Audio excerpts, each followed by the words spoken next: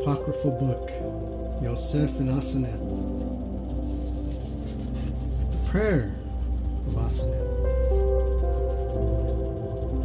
Chapters 3 and 4. And it came to pass in the first year of the 7 years of plenty, in the 4th month, on the 20th day of the month, that Joseph came to the borders of Heliopolis, and collecting the grain of that district.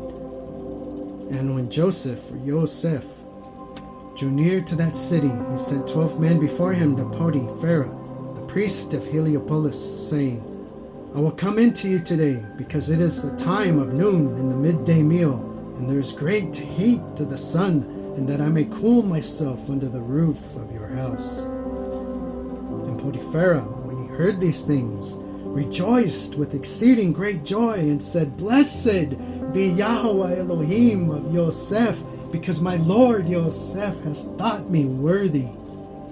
And Potiphera called the overseer of his house and said to him, Haste, and make my house ready, and prepare a great dinner, because Yosef, the mighty one of Yahweh, comes to us today. And when Asenath heard that her father and mother had come from the possession of their inheritance, she rejoiced greatly and said, I will go and see my father and mother, because they have come from the possession of our inheritance, for it was the harvest season. And Asenath hastened into her chambers, where her boots lay, and put on a fine linen robe made of crimson stuff and interwoven with gold, and girded herself with a golden girdle and bracelets round about her hands, and about her feet she put golden buskins, and round her neck she cast an ornament of great price and precious stones, which were embellished on all sides, having also the names and images of the idols that were formed upon them, both on the bracelets and the stones. And she put also the tiara on her head, and bound a diadem round her temples, and covered her head with the mantle. Chapter 4. And thereupon she hastened and went down the stairs from her loft, and came to her father and mother, and kissed them.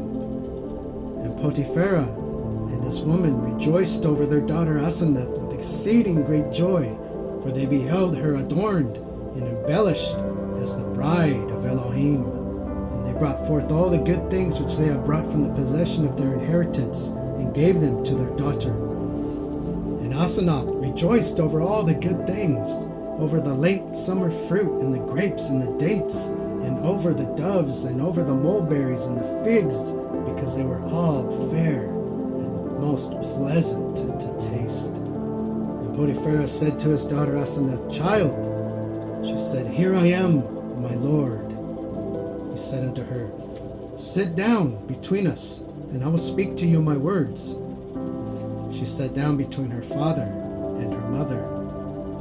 And Potiphera, her father, took hold of her right hand, and with his right hand, and kissed it tenderly, and said, Oh, dearest child. And she said to him, Here I am, my lord, father. And Potiphera said unto her, Lo, Yosef, the mighty one of Yahweh, comes to us today, and this man is a ruler over all the land of Mitzrayim, and King Pharaoh appointed him ruler of all our land and king, and he himself gives grain to all this country, and saves it from the coming famine. And this Yosef is a man that worships Yahweh, and discreet, and a virgin as you are today, and a man mighty in wisdom and knowledge, and the Ruach Yahweh is upon him, and the grace of Yahweh is in him.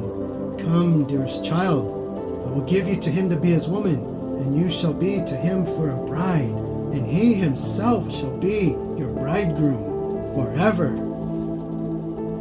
And when Asenath heard these words from her father, a great red sweat was poured out upon her over her face, and she was waxed angry with great anger, and she looked askance with her eyes and her father, and said, Why, my lord father, do you speak these words?